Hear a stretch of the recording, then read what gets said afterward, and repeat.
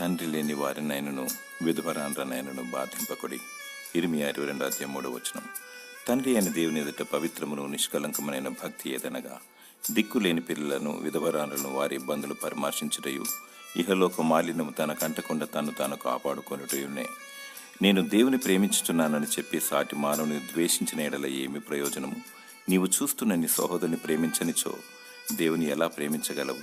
విధవరాండ్రను దిక్కులేని పిల్లలను ప్రేమించాలి, పరామర్శించాలి మరియు వారి అక్కర్లను తీర్చాలి. దేవుని ప్రేమించు, మానవుని కూడా ప్రేమించు. నీ క్రియలు దేవునికి ఇంపైనవిగా ఉండాలి. ప్రతివాని క్రియల లెక్క దేవుని యొద్ద కలదు. ముసలి ప్రాయంలో ఉన్న బీద విధవరాండ్రను బాధించకూడదు. తండ్రిని కోల్పోయిన అనాథ పిల్లలను ఆదరించు, బాధించకు. దేవుడు నిన్ను దీవిస్తాడు, నీకు ప్రతిఫలమిస్తాడు, పరలోక రాజ్యమును నీకు అనుగ్రహిస్తాడు. దేవుడు నిన్ను నీ కుటుంబాన్ని దీవించునుగాక. ఆమేన్.